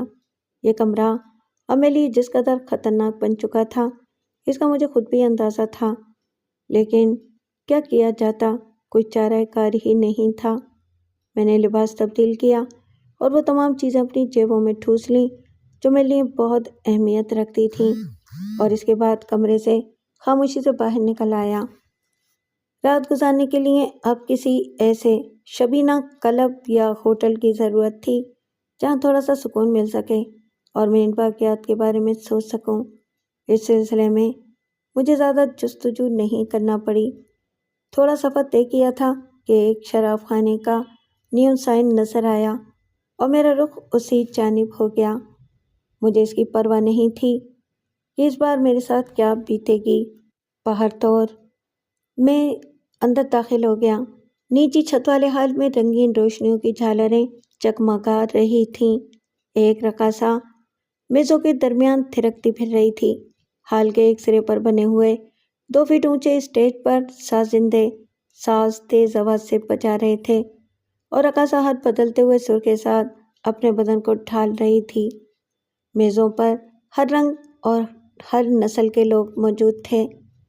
میں نے اپنے لیے ایک میز منتخب کی اور اس پر بیٹھ کر میں نے ویٹر کو کچھ آرڈر دے دیے۔ پھر میں ان تمام ہنگاموں کے بارے میں سوچنے لگا۔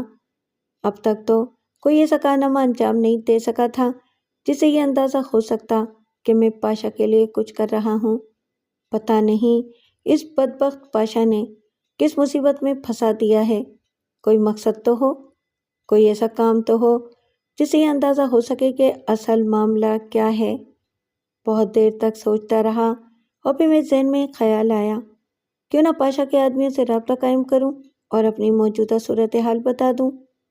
اس کا ایک مخصوص طریقہ کار تھا، یعنی جہاں جہاں پاشا کے نمائندے کام کر رہے ہوتے تھے وہاں کے ٹیلی فون نمبروں کی فگرز کے مطابق اتنی ہی دفعہ 0 ڈائل کر کے پاشا سے رابطہ قائم کیا جا سکتا تھا۔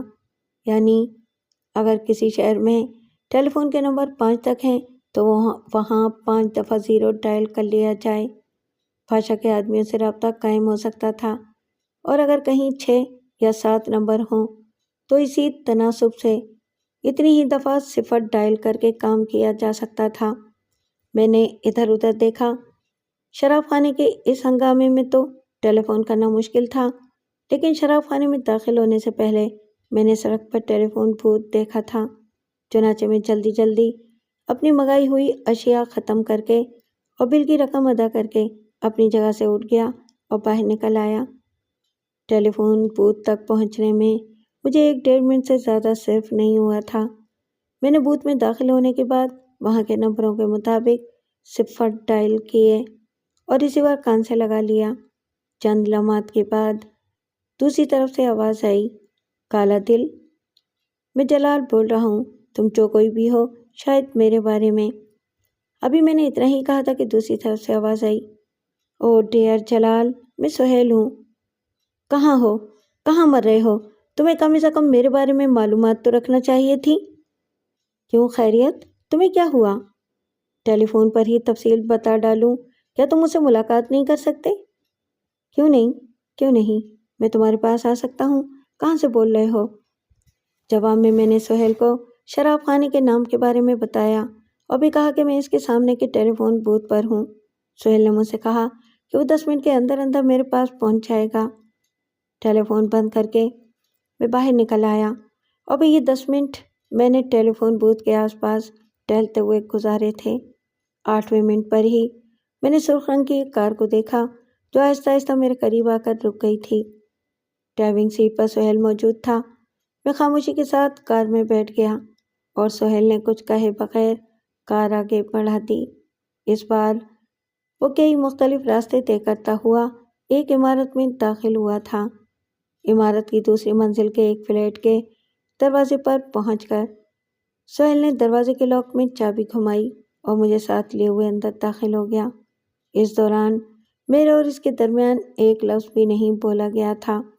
اپنے ڈرائنگ روم میں بٹھانے کے بعد وہ خود بھی میرے سامنے آ بیٹھا اور پھر مسکراتی نگاہوں سے مجھے دیکھ کر بولا، ہاں مسٹر جلال، کہیے، خیریت؟ کیا بات ہے؟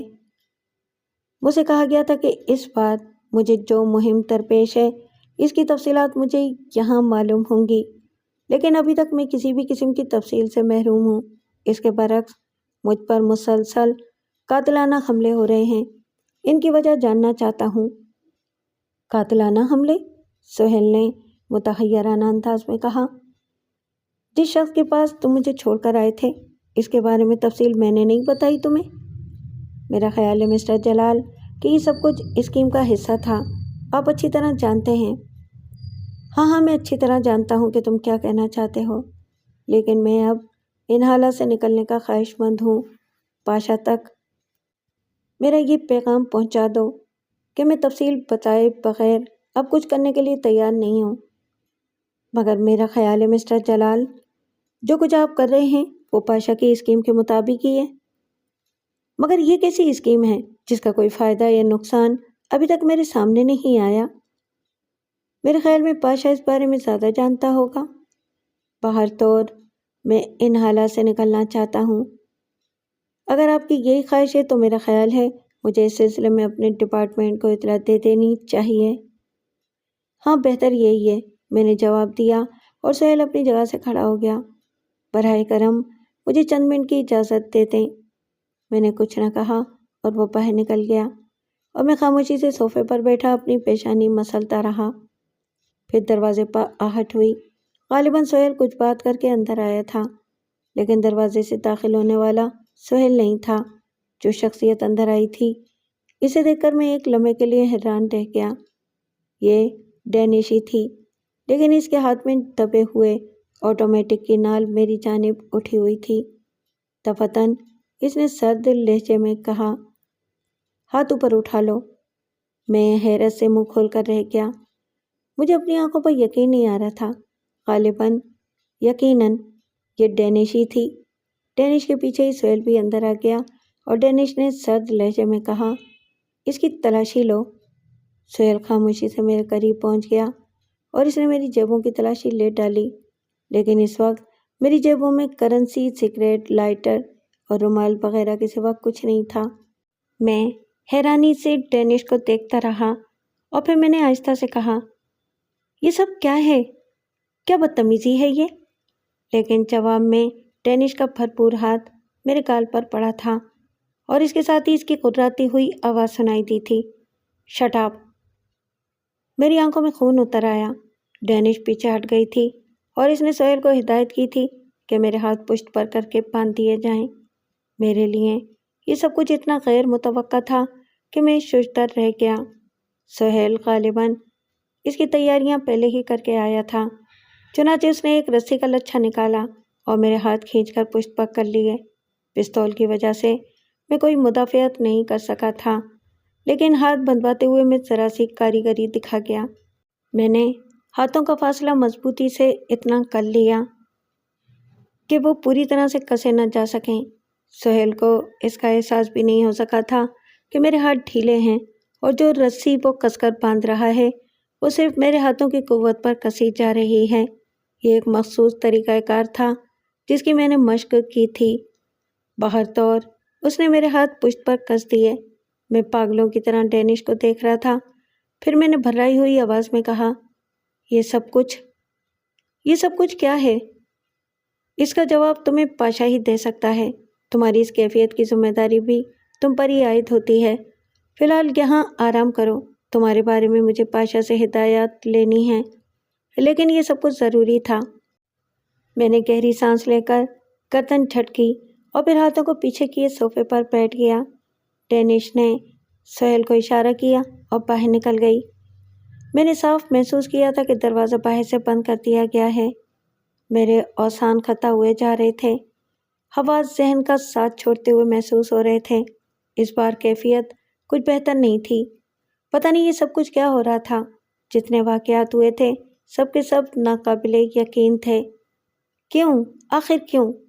اور اس کیوں کا جواب میرے پاس کچھ نہیں تھا۔ تقریباً آدھے گھنٹے تک میں اسی سوچ میں ڈوبا رہا۔ میرے اندر ایک جنون سا ابھرتا جا رہا تھا۔ یہ سب کچھ مجھے اپنے خلاف ایک سازش کے طور پر محسوس ہو رہا تھا۔ چنانچہ میں اپنی فطرت کے مطابق اس تمام کارروائی پر خاموش نہیں رہ سکتا تھا۔ پاشا کے اور میرے درمیان ایک معاہدہ تھا اور یہ معاہدہ بالکل ایمانداری سے عمل میں لایا جا رہا تھا، لیکن یہ سب کچھ میری توقع کے برعکس تھا، اور اگر اس سلسلے میں پاشا مجھے مورد الزام ٹھہرائے تو اس میں کم سے کم میرا قصور نہیں تھا۔ اب جو کچھ ہونے جا رہا تھا وہ صرف پاشا کی وجہ سے تھا۔ میں انتظار کرتا رہا اور تقریباً 40 منٹ کے بعد دروازے پر پھر آہٹیں ابھریں۔ میری نگاہیں دروازے کی جانب اٹھ گئیں۔ اندر داخل ہونے والی ڈینش ہی تھی، لیکن اب اس کا انداز بدلا ہوا تھا۔ وہ سلیپنگ سوٹ میں ملبوس تھی اور اس کے بدن کی لطافتیں لباس کا بوجھ برداشت نہیں کر پا رہی تھیں۔ وہ آہستہ آہستہ بڑھی اور میرے قریب پہنچ گئی۔ اس نے مسکراتے ہوئے کہا، سوری جلال، جو کچھ ہوا یا ہو رہا ہے اس میں ہم میں سے تو کسی کا کوئی دخل نہیں ہے۔ پاشا کی ہدایت سے روگردانی کرنا کس قدر خطرناک ہو سکتا ہے اس کا تمہیں اندازہ نہیں۔ وہ کچھ اور آگے آئی اور میرے بالکل نزدیک پہنچ گئی۔ میرے آہستہ آہستہ ہاتھ کام کر رہے تھے۔ وہ ڈوری جو میرے ہاتھوں کے گرد کسی ہوئی تھی اب کھل کر میری ہتھیلیوں کی زد میں آ گئی تھی اور میں نے اسے اپنے دونوں ہاتھوں میں لپیٹ لیا تھا۔ ڈینش مسکرا رہی تھی اور اس کی آنکھوں میں میرے لیے مذاق اڑانے والے تاثرات تھے، لیکن پھر دفعتاً ہی جب میرے ہاتھ پھرتی سے آگے بڑھے اور ڈوری اس کی گردن کے گرد کس گئی تو وہ دہشت زدہ ہو گئی۔ اس نے تڑپ کر میری گرفت سے نکل جانا چاہا، مگر میرے ہاتھ بجلی کی سی تیزی کے ساتھ حرکت میں آئے اور ڈوری اس کی گردن کے گرد سخت ہو گئی۔ پھندا تنگ ہونے سے پہلے ڈینش نے میرا گریبان اپنی مٹھیوں میں جکڑ لیا۔ گرا سخت ہوئی تو اس کی مٹھیاں کھل گئیں اور میرے سینے پر کئی کمزور مکے پڑے، لیکن اس کی مزاحمت دم توڑنے لگی۔ اس کے حلق سے کوئی آواز نہ نکل سکی اور میں نے رسی کے اس پھندے کے سہارے ڈینش کو زمین پر ڈال دیا۔ پوری قوت سے ڈوری کھینچی تو ڈینش کے کانوں اور ناک کے نتھنوں سے خون بہہ نکلا۔ اس کا چہرہ بے حد بھیانک ہو گیا تھا۔ چندی منٹ کے بعد اس کا بدن بے جان ہو گیا اور میں نے اسے ٹھوکر مار کر ایک طرف ہٹا دیا۔ میرے چہرے پر درندگی پھیلی ہوئی تھی۔ بہرحال وہاں سے مجھے مزید کچھ نہیں لینا تھا۔ میں نے پہلے فلیٹ میں سہیل کو تلاش کیا، اور اگر اس وقت وہ مجھے مل جاتا تو یقیناً اس کی کیفیت بھی ڈینش سے مختلف نہ ہوتی۔ جب یہاں اس کے علاوہ اور کوئی مجھے نہ ملا تو میں نے دروازہ کھولا اور باہر نکل آیا۔ راہداری سنسان پڑی تھی۔ فلیٹ کے دروازے کا تالا اس قسم کا تھا کہ اسے صرف اندر ہی سے کھولا جا سکتا تھا، باہر سے چابی کے بغیر کھولنا ناممکن تھا۔ میں سیڑھیوں سے اتر کر فٹ پاتھ پر آہستہ آہستہ چل پڑا۔ ذہن اس بری طرح الجھا ہوا تھا کہ کچھ سوچنے سمجھنے کی قوت نہ رہی تھی۔ ایسے طلسمی واقعات تھے کہ عقل ساتھ ہی نہیں دے پا رہی تھی، لیکن میں چلتا رہا اور اب میرے لیے یہاں کوئی پناہ گاہ نہیں تھی۔ میں ایک طرح سے دشمنوں میں گھر گیا تھا۔ حیرت انگیز بات یہ تھی کہ یہ دشمن میرے اپنے ساتھی ہی تھے۔ کسی کے بارے میں کوئی فیصلہ کرنا ممکن نہیں تھا۔ ہو سکتا ہے پاشا خود بھی کسی سازش کا شکار ہو گیا ہو۔ میں اب کم سے کم یہ خطرہ مول نہیں لے سکتا تھا کہ یہاں رکوں اور پاشا کے آدمیوں کا انتظار کروں۔ اس کے لیے بہتر یہی تھا کہ یہ علاقہ ہی چھوڑ دیا جائے اور میں واپس وینس جا کر کوئی کارروائی کروں۔ چنانچہ میں نے اپنے فیصلے پر آخری مہر لگا دی اور یہ طے کر لیا کہ کل صبح کی روشنی نکلتے ہی یہاں سے واپس وینس کی جانب روانہ ہو جاؤں گا۔ راستے جانے پہچانے تھے اور طریقہ کار بھی مجھے معلوم تھا، چنانچہ میں نے صبح تک کا وقت ایسے ہی آوارہ گردی کرتے ہوئے گزارا۔ کن پٹیاں تڑپ رہی تھیں اور آنکھوں میں جلن ہو رہی تھی، لیکن دشمنوں کے شہر میں اب زیادہ وقت نہیں گزارا جا سکتا تھا۔ میں نے ڈومس ڈولا سے واپسی کا بندوبست کیا اور پھر اسی طرح وینس واپس چل پڑا جس طرح یہاں آیا تھا۔ اب مجھے پاشا کی باز پوچھ کی بھی پرواہ نہیں تھی۔ پاشا نے پے در پہ حماقتیں کی تھیں اور میں ان حماقتوں کا متحمل نہیں ہو سکتا تھا۔ میں نے فیصلہ کیا کہ وینس پہنچنے کے بعد میں واپس لوٹ جاؤں گا اور پاشا سے اس سلسلے میں جواب طلبی کروں گا، ہرچند کہ میں اس کے ساتھیوں میں ایک نمایاں حیثیت رکھتا تھا، لیکن پاشا اپنے آدمیوں کو کسی باز پرسی کی اجازت نہیں دیتا تھا۔ لیکن حالات ایسے ہو گئے تھے کہ میں اس کے لیے مجبور تھا۔ اگر ان حالات کی وجہ سے مجھے پاشا کے گروہ سے الگ بھی ہونا پڑے گا تو میں علیحدگی اختیار کر لوں گا، نتائج کچھ بھی ہوں۔ میرا ذہن غصے کی چنگاریوں سے بھرا ہوا تھا۔ واپسی کے سفر میں ایسا کوئی قابل ذکر واقعہ پیش نہیں آیا جس کا اظہار کیا جائے۔ وینس میں قدم رکھنے کے بعد میں نے دل ہی دل میں سوچا کہ مجھے یہاں ایک دو روز قیام کر کے اپنی واپسی کا بندوبست کرنا چاہیے۔ جو تھکن اعصاب پر طاری ہو گئی تھی اسے دور کرنا بھی ضروری تھا۔ چنانچہ میں نے ایک خوبصورت قیام گاہ کا انتخاب کیا اور اس میں منتقل ہو گیا۔ یہ صرف اتفاق تھا کہ اس قیام گاہ کے بارے میں ایک بار پہلے بھی مجھے ہدایت دی جا چکی تھی اور یہاں پاشا کے آدمی اکثر ٹھہرا کرتے تھے۔ یہ قیام گاہ ایک خوبصورت ہوٹل کی شکل میں تھی اور مجھے اس میں ایک خوبصورت کمرہ مل گیا جو ہوٹل کی 8ویں منزل پر تھا۔ اطراف کے مناظر بے پناہ حسین تھے، لیکن ان شدید الجھنوں میں مجھے ان مناظر کا حسن بھی متاثر نہیں کر رہا تھا۔ میرا دماغ کھول رہا تھا۔ میں نے ان 5 سالوں میں پاشا کے لیے ایسے ایسے کارنامے انجام دیے تھے جو شاید کسی اور کے لیے مشکل ہوتے۔ اس ریکارڈ کو مد نظر رکھتے ہوئے پاشا کو مجھ پر اعتماد کرنا چاہیے تھا، لیکن وہ خود پرست انسان خود سے زیادہ ذہین کسی کو نہیں سمجھتا تھا۔ اگر وہ مجھے صورتحال سے آگاہ کر دیتا تو یہ سب مشکل نہ ہوتا، مگر اس کا رویہ عجیب تھا، خاص طور سے اس کیس میں۔ اس کے علاوہ اور کوئی چارہ کار نہیں تھا کہ میں واپس چلا جاؤں، پاشا سے ملوں اور احتجاج کروں، اسے کہوں کہ اگر آئندہ وہ مجھ سے کام لینا چاہتا ہے تو مجھے تمام صورتحال سے آگاہ کیا کریں، ورنہ شاید اس کے اور میرے معاملات آگے نہ بڑھ سکیں۔ کچھ وقت گزرنے کے ساتھ یہ ذہنی بحران کسی قدر کم ہو گیا اور میں نے خود کو پرسکون کر لیا، لیکن یہ فیصلہ اٹل تھا کہ اب پاشا سے ملاقات کیے بغیر یہاں وینس میں اس کی کسی اور آدمی سے ملاقات کرنے کی کوشش نہیں کروں گا۔ خوبصورت ہوٹل کی تفریحات میں حصہ لے کر میں خود کو پرسکون کر سکتا تھا۔ اس کے لیے لازم تھا کہ میں سب کچھ بھول کر خود کو ان تفریحات میں گم کر دوں۔ چنانچہ میں نے اس فیصلے کے تحت لباس تبدیل کیا اور اپنے کمرے سے باہر نکل آیا۔ ہوٹل کی نچلی منزل کے کشادہ حال میں آرکسٹرا کی دھنیں بکھری ہوئی تھیں۔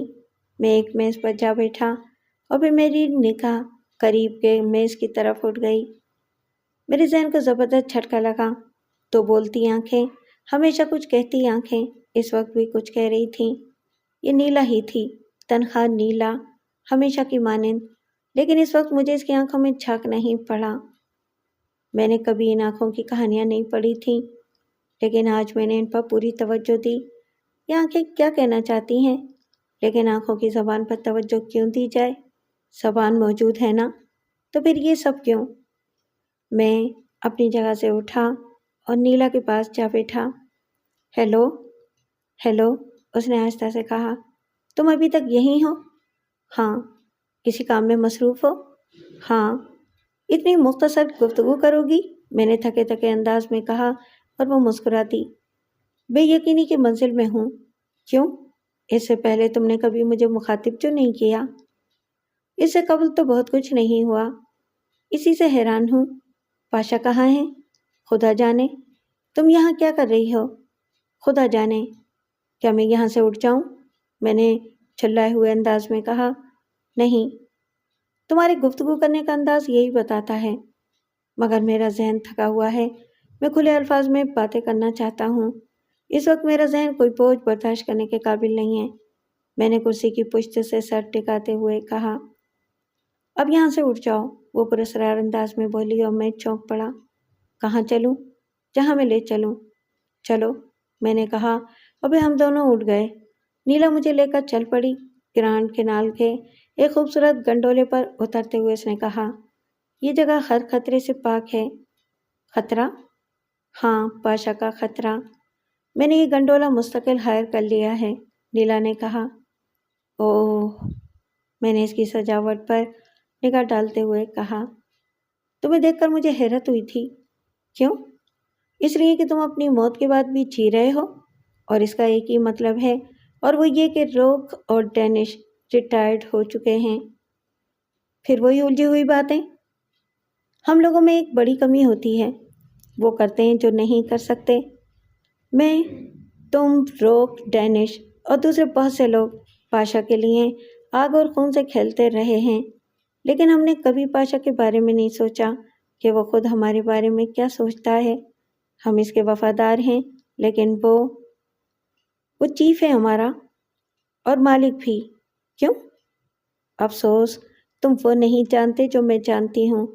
میں بھی نہ جان پاتی اگر پاشا کے بارے میں جاننے کی کوشش نہ کرتی۔ نیلا پلیز، میرا ذہن چٹک رہا ہے۔ سنو جلال، میں کسی اور کے بارے میں نہیں، تمہیں تمہارے بارے میں بتاتی ہوں۔ پاشا سے تمہارا 5 سال کا کانٹیکٹ ہے نا؟ ہے نا؟ ہاں، اور 5 سال کے بعد وہ تمہیں ریٹائرڈ کر دے گا، یہ اس کا طریقہ کار ہے، اور اس کے لیے وہ ہم لوگوں سے ایک ایگریمنٹ فارم پر کراتا ہے۔ 100%؟ ایگریمنٹ میں 6 کالم ہیں۔ کالم نمبر 1 کی عبارت ہے، تم اپنے آپ کو مکمل طور پر پاشا کے مفادات کے لیے وقف کرتے ہو۔ کالم نمبر 2، اس 5 سالہ دور میں تم پاشا کے ہر مفاد کو اپنے مفاد پر ترجیح دو گے۔ کالم نمبر 3، پاشا کے کسی کام کے سلسلے میں تم چھان بین نہیں کرو گے اور صرف اس کے احکامات کی تعمیل کرو گے۔ کالم نمبر 4، تم شادی نہیں کرو گے۔ کالم نمبر 5 سالہ ملازمت کے بعد تم ریٹائرڈ کر دیے جاؤ گے۔ اور کالم نمبر 6۔ نیلا خاموش ہو گئی اور میں سوالیہ نگاہوں سے اسے دیکھتا رہا۔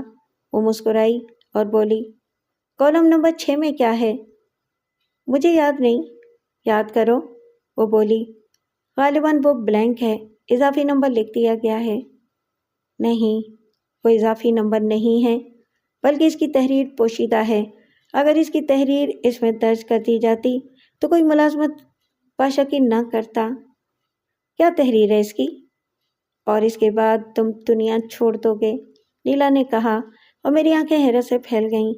وہ بولی، پاشا سنسنی پسند ہے، اس کے ہر کام میں ڈرامائیت اور چونکا دینے والا انداز ہوتا ہے۔ وہ اپنے آدمیوں کو کبھی یہ نہیں بتاتا کہ ان کے سپرد جو مہم کی گئی ہے اس کا مقصد کیا ہے۔ اس طرح اس نے کسی کو یہ نہیں بتایا کہ 5 سالہ عشق کی زندگی کے بعد انہیں یہ دنیا چھوڑنی ہوگی، کیونکہ پاشا نہیں چاہتا کہ اس کے ذہین ساتھی اس سے زیادہ طاقتور ہو کر اس کے خلاف محاذ بنا لیں۔ وہ 5 سال کے دور ملازمت کے بعد ان لوگوں کا خاتمہ چاہتا ہے جو 5 سال پورے کر چکے ہوں۔ اور تم ڈیئر جلال، تمہیں یاد نہیں کہ تم اپنے 5 سال پورے کر چکے ہو؟ میرے بدن میں سرد لہروں کا بسیرا ہو گیا تھا اور میں حیرت سے نیلا کو دیکھ رہا تھا۔ وہ مشکل تمام، میں نے کہا، لیکن سنو، روک وہ شخص تھا جس کے پاس سہیل تمہیں لے گیا تھا، اور روک کو ہدایت تھی کہ وہ تمہیں قتل کر دے۔ اوہ میرے خدا، میں نے پھٹی پھٹی آواز میں کہا، روک تمہارے ہاتھوں مارا گیا تو تمہیں ڈینش کے سپرد کر دیا گیا۔ وہ بھی میرے ہاتھوں ماری گئی ہے۔ ہاں، شاید پاشا کو یہ امید نہیں تھی، نیلا نے کہا، لیکن اس طرح تو اس کا ریٹائرمنٹ کا منصوبہ فیل ہو گیا۔ ہرگز نہیں، نیلا نے پرجوش لہجے میں کہا۔ کیوں؟ اس لیے کہ روک اور ڈینش کے 5 سال بھی پورے ہو چکے تھے۔ اگر تم ان کے ہاتھوں مارے جاتے تو وہ دونوں کسی اور کے ہاتھوں قتل کرا دیے جاتے۔ میرا سر بری طرح چکرا رہا تھا۔ دیر تک میری زبان نہ کھل سکی۔ پھر میں نے کہا، اور میں اب واپس پاشا کے پاس جا رہا تھا۔ تمہاری تیسری قاتل میں ہوں میرے سپرد۔ اب یہ ذمہ داری کی گئی ہے کہ تمہیں قتل کر دوں۔ اوہ! میں اچھل کر کھڑا ہو گیا۔ موت مجھے اپنے سامنے نظر آ رہی تھی۔ نہیں ڈیئر جلال، ڈرو مت، میں اس مفاد سے واقف ہو گئی ہوں اور تمہارا انتظار کر رہی تھی۔ میں نے اسی لیے یہ خفیہ جگہ منتخب کی تھی کہ تم آ جاؤ تو تمہیں صورتحال سے آگاہ کر دوں، اور اس کی وجہ جانتے ہو کیا ہے؟ کیا؟ یہ کہ میرے بھی 5 سال پورے ہو چکے ہیں، اس لیے آؤ ہم جئیں، پاشا کے چنگل سے نکل کر کہیں پوشیدہ ہو جائیں، ایسی جگہ جہاں وہ ہمیں تلاش نہ کر سکے۔ چلو، میں نے سراسیمہ لہجے میں کہا، اور ہم دونوں اٹھ کھڑے ہوئے۔